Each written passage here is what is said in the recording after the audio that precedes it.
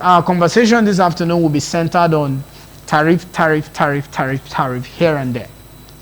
The burden is becoming too much on Nigerians. Tariff in telecom, here, Paycom, we're hearing the MPA, the port authorities, are also planning. Let's not talk about subsidy anymore. We are used to it. It's a lifestyle. Which other one? There's another one again. Telecom, here, there, tariff everywhere. So my guest is already joining me, and he's an economist, someone who understands how these things work. How do we move further with this tariff? How do we make progress with tariff every day? I have joining me virtually live on the program this afternoon, Jimmy Oko.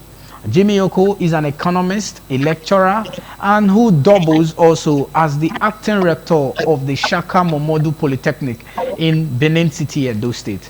Jimmy, good afternoon, and it's a great pleasure to have you join me on the program this afternoon. Good afternoon to you, my brother, and thank you to all the viewers. All right, happy new month in advance. In the next few hours, we'll be entering a new month. But it seems to be a new month we're going to enter with so much burden on our head as Nigerians. Tariff here, there, front, left, back, center. So as an economist that you are, let's make sense out of 2025, 2 months gone out of the year. Have we fared well in terms of economy generally? Inflation, they said, is reducing, but we're not seeing the effect on the prices of commodities in the market. Here we are now want to have more burdens on us in terms of tariff on different sectors. So let's make sense out of, have we performed well economically as a nation for the first 2 months of the year? Talking inflation, talking GDP, talking CPI. First, let's lay the background for the conversation with that before we delve into the tariff in different sectors. All right. Thank you very much.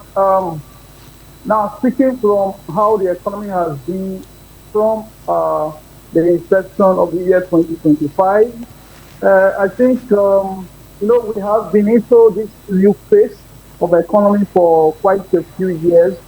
And looking at what has happened in the last couple of years, we may not have so much reason to say that too much worries have entered in 2025 begun.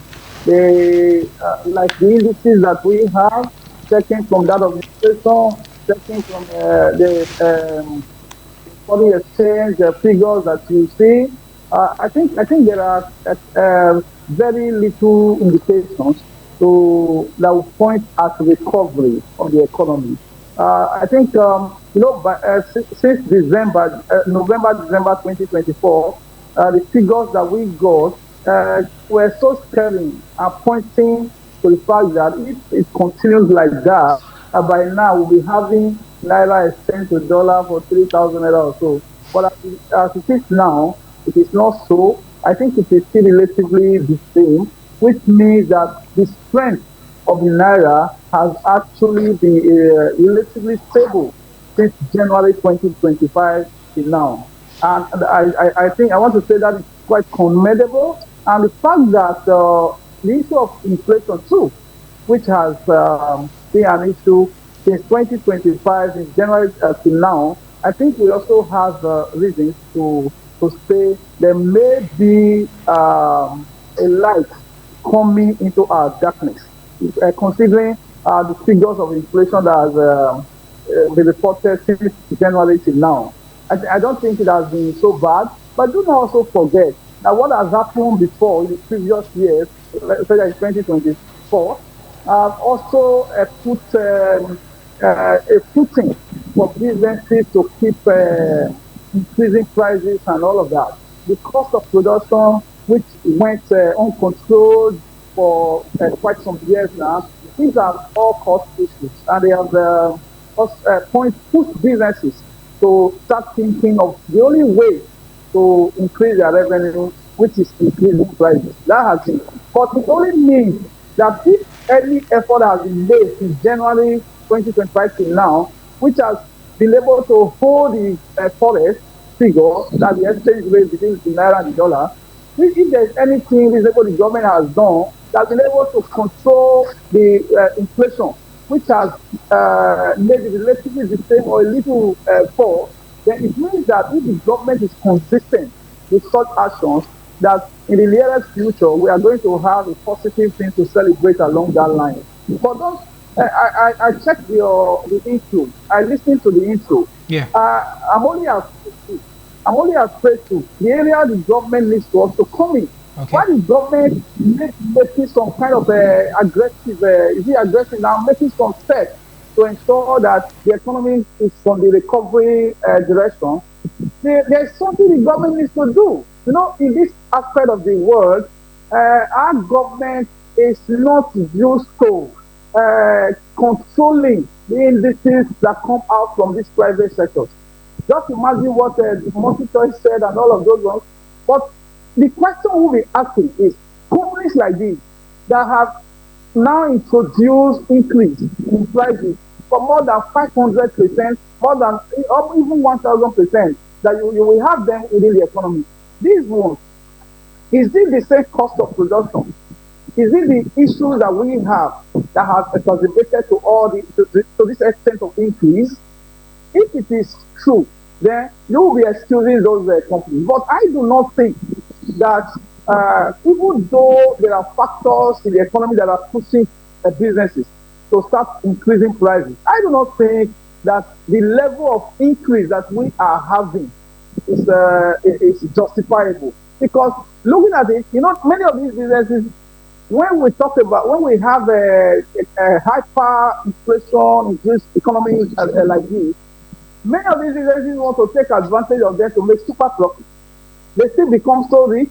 At the end of the day, the consumers are the ones who suffer because the businesses do not bear anything.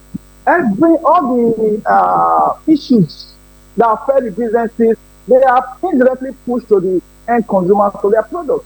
So the question is whether these businesses have justifiable reasons to actually initiate such extent of increase in prices. So have increased prices is not the issue, but the extent of prices, or the extent of increase in prices that we have is the issue. Is the issue to worry about. I think the government must come into something called the price control mechanism.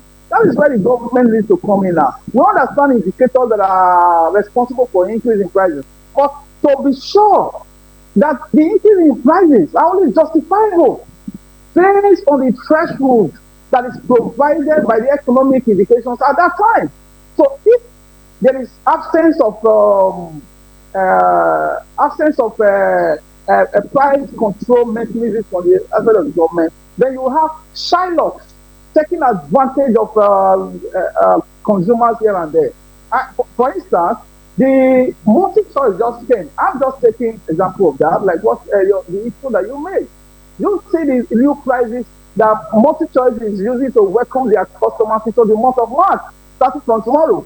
Now, the question is, what about their quality of their service? Of their services. That's the question. Who does quality control? Who does quality control for them? Now, look at it. Which government is going to tell Multi-Choice one day that as you are prepared to increase prices for all these your packages, you are 40,000 for just a month, who is going to tell Multi-Choice?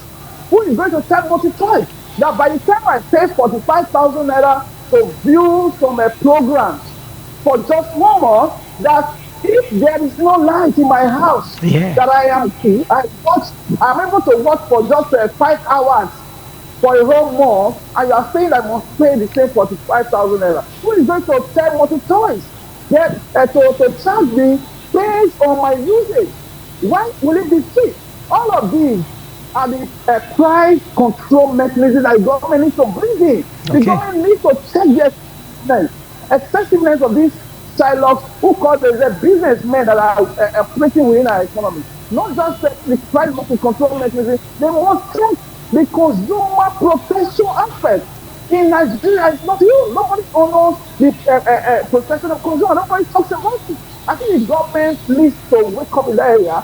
But looking at the indices that happen since January till now, I don't think there's so much to worry about looking at whether the economy is going to recover. And I think there is a little indication to show that government is doing a little to put the economy on the direction of recovery. But Whether the government does that or not, what makes me as a consumer to see what the government is doing at the end of the day is still going to be largely affected by what these businesses are doing. So the government must make efforts to ensure that companies they put into cognizance Okay. the right people, quality service delivery, All and right. all of it. All right. So, Jimmy, you spoke perfectly, beautiful for us to start off the conversation. But you just said stuff about the economy seem to be have been good since January. You spoke as an economist that you are, but a lot of viewers right now may not agree with you in that aspect because the fact that exchange rate is still as high as 1,500, 1,400 official market and the black market, they wouldn't want to agree with you. Even central bank coming to tell us inflation has dropped, but the prices of commodities in the market have not dropped. Nobody will want to. But that is from the part of an economist. You feel we're doing well, good and fine. Now the next question: don't you think what these private sectors are doing to us? The telecom sector is a private sector, multi-choice owned by a private, a body. Don't you think it is the government per se that are giving these guys the mind or the spirit to go ahead with all this incessant increase? Because if you see what the government have done to us lately since the administration came on board for the almost 2 years now, subsidy first, the other one follows, another one follows. Now the MPA, the Nigerian Port Authority, owned by the government, is saying they want to increase tariff too from tomorrow. Then we have the Apex Bank, the Central Bank of Nigeria, who is talking about off ATM, or rather off network ATM withdrawal will also rise tomorrow. We will not have that free 3 withdrawals that you will do for free, or if you're doing it with another bank, stuff like that. Don't you think it is probably or possibly the government who these guys are looking at? Because if the government pinches us and it affects us, so the private sector can also say, let's also pinch them too. They may not feel it. Don't you think so?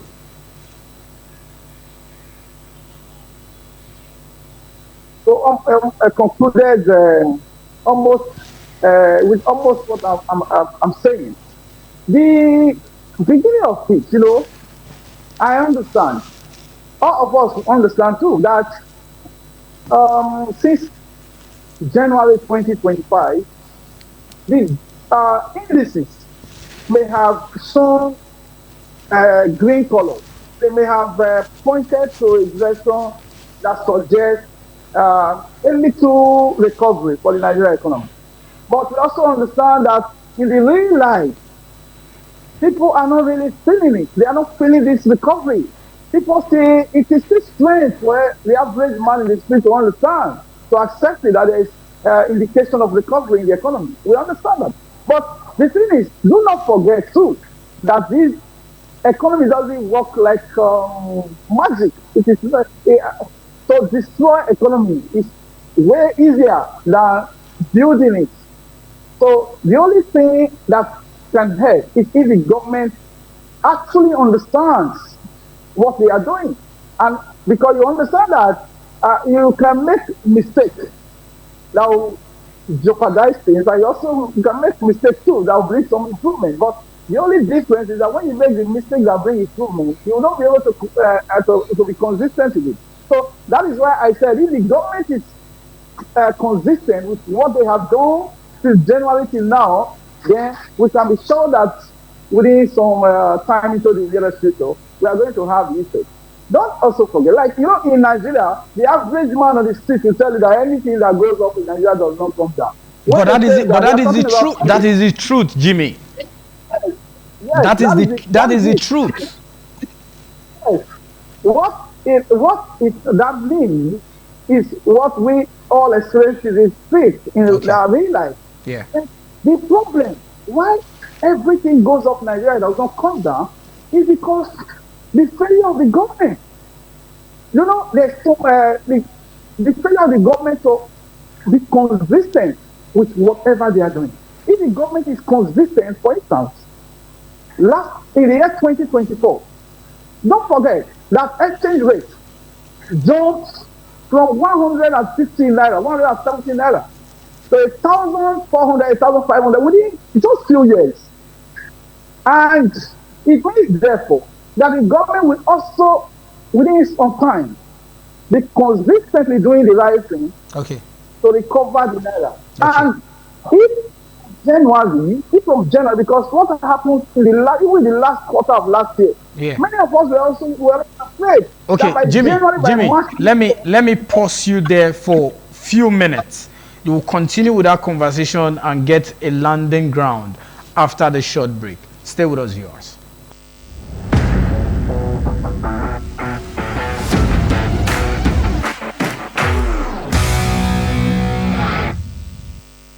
All right, thank you for staying with us on the program. Still Business this week was still trying to make sense out of how far the economy has performed in the year 2025, 2 months from of the year already.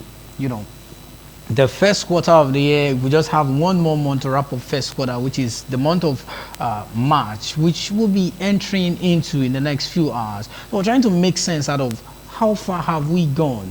The whole tariff increments on different sectors. How will this be a more burden, or is it a relief or more burdens to Nigerians? My guest is still with me on the show, Jimmy Oko. Jimmy Oko, who is an economist and a lecturer, who also doubles as the acting rector of the Shaka Momodu Polytechnic. So, Jimmy, I asked a question before we went on the break. You were trying to lay emphasis on the question when I said, if these private sector guys, is it not like they are following the footstep or the footprint of even the government itself? Because they are seeing that the government are taxing the citizens. It's like the citizens are not complaining. So, to them, let's also tax the citizen, or increase our tariffs on the citizens. They may not, or they will not complain. You were making a point before we went on the break. all right. Thank you very much, my brother. Thank you. I think the reason why the Nigerian government Yeah. cannot check the excessive attributes, the excesses of these Shylocks that are businesses operating in the country, is because it is a matter of how do they say, make that saying that kettle cannot the pot calling the kettle black, when the pot actually knows they use it to cook more than the kettle, because the kettle is only used to boil water when you want to drink tea or you want to make eba, but the pot is always on fire 24/7 for cooking. Right. So the government, Yeah. it's not bold enough. They do not Okay. have the moral right to check the assets of this company, because when they do, the more fingers will be pointed back to them, because the government doesn't care about the citizenry, and the government doesn't honor the rights of the citizenry. And we have citizens who are consumers. They also have rights to be protected from these from excesses of business people. So Absolutely. all of those rights, the government cannot protect them. The government cannot implement them, because they also don't want to honor the rights of the citizens from their own end. Okay. So those in government, what they go for is their personal aggrandizement. They don't when they go to government, they siphon public funds. So people like that, they will not talk of how to sanction businesses that are operating at the detriment of Nigerians as citizens or consumers. Okay. But what do we see instead? Instead, they sign synergy with them on spoken ones. They go to them, they make agreements on how to further impoverish Nigerians, because most of these companies that you see, for instance, like the DSA mentioned, and some others, all of them, we have persons in office whose responsibility it is to call them to order since this announcement has been made, to tell them why. What is the justification behind it? Okay. Do the mathematics and let us try to charge Nigerians that much. Yeah. There are people who have the responsibility to do so. Our taxpayers' money is used to pay them so that they can go and do that job, but they won't do so. Right.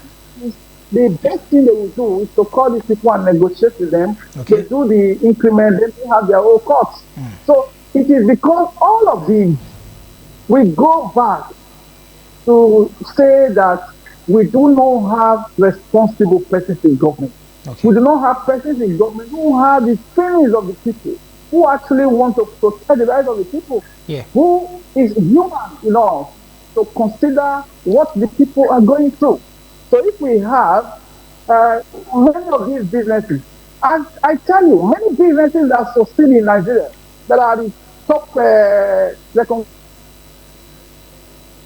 in any other place.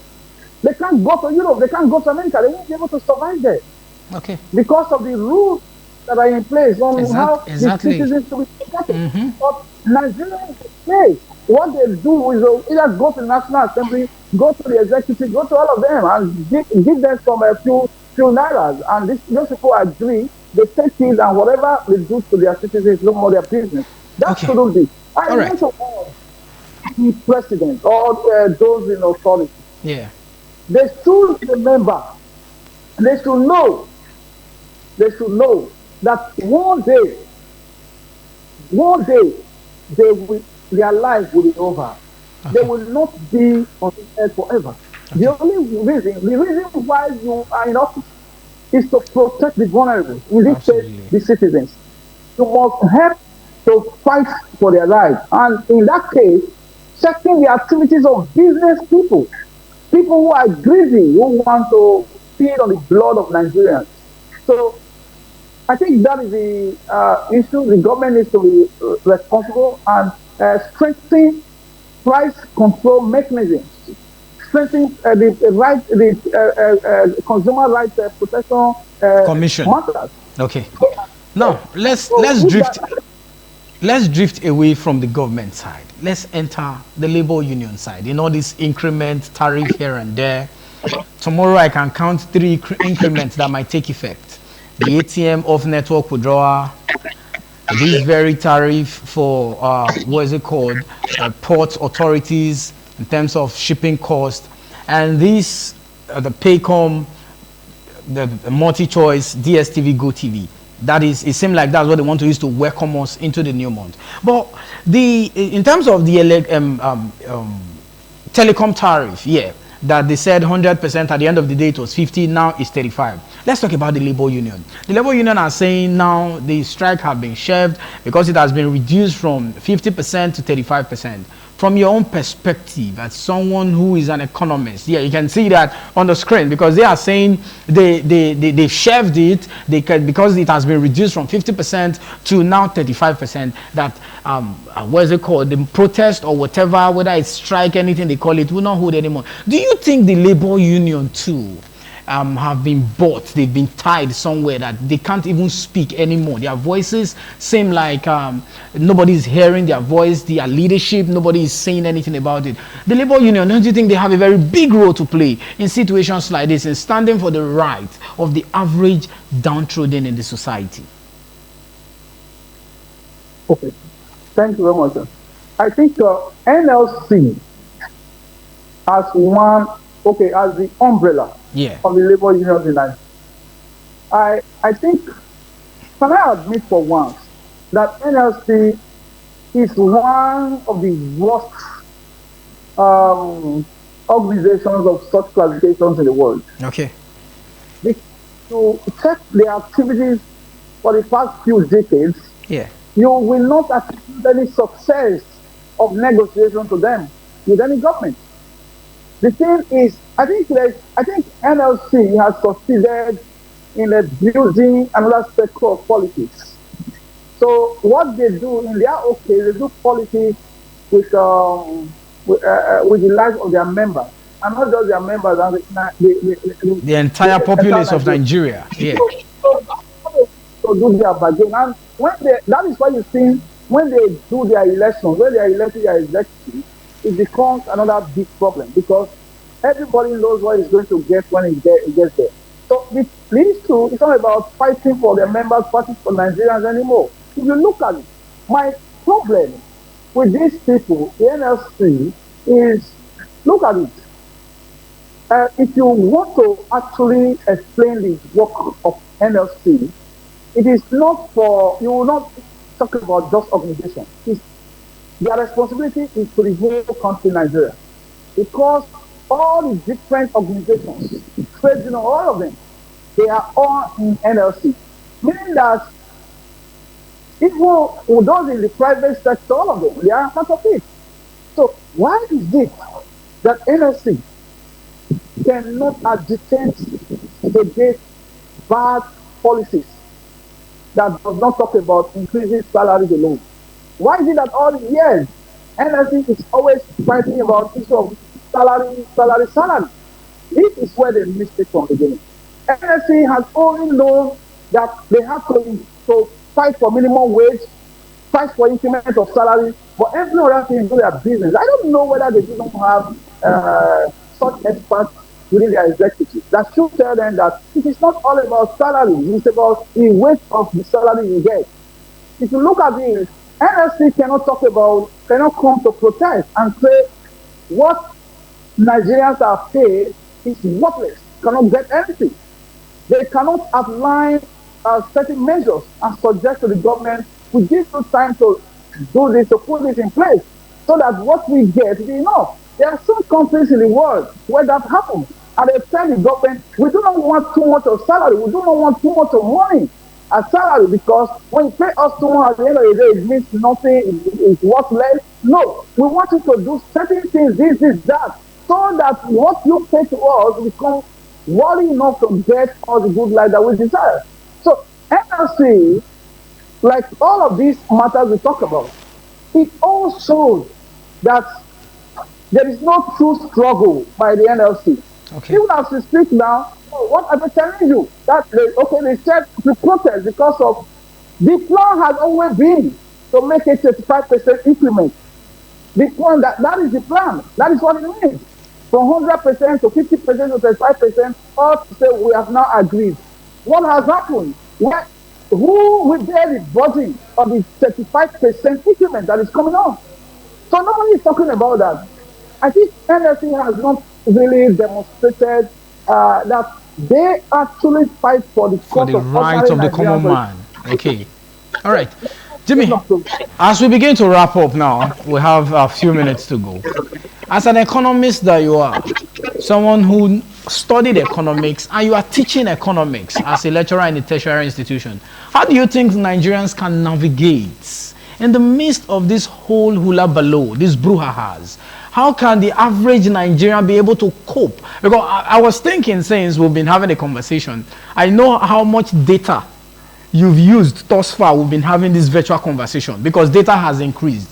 I knew what I bought recently. I knew how much I paid. It did not last for 2 days. So how do we navigate tariff here, tariff there, and try to still live a little comfortable life that we can live as Nigerians? Because it seems like we don't have who to cry to anymore. Even the government was supposed to be crying to is the headquarters of the tariff and taxation. So what would be your advice? How do we, be able to gather our little, put it together, and still live our comfortable life in our various end?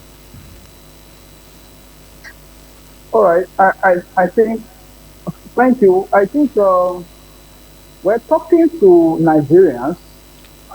I would want to say that if there's any time to live a life that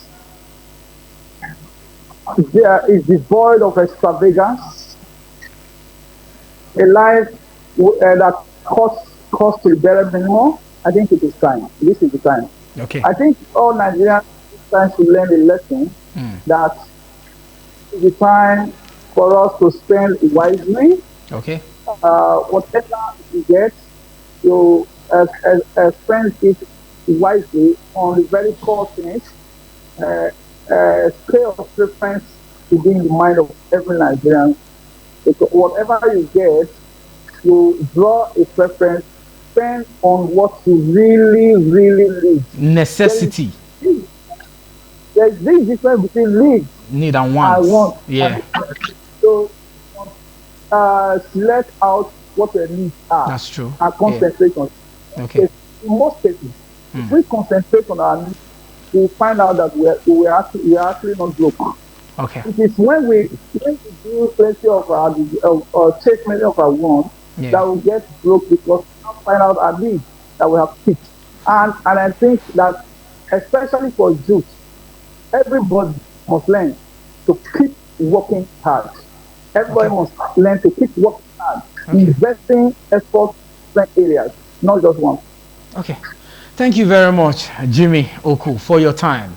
Thank you for being a part of this conversation this afternoon. I want to thank you first for your time, for your efforts, for the data as well. We don't forget that part because data has gone up because of the telecom tariff as well, which we're also facing before some of the tariffs now that are coming more CBN and here and there. Thank you very much for your insight into the show this afternoon. I truly appreciate your time. Thank you very much. Thank you very much. All right, that was my guest, Jimmy Oko, an economist and a lecturer with the Shaka Momodu Polytechnic, who also doubles as the acting rector of that institution presently.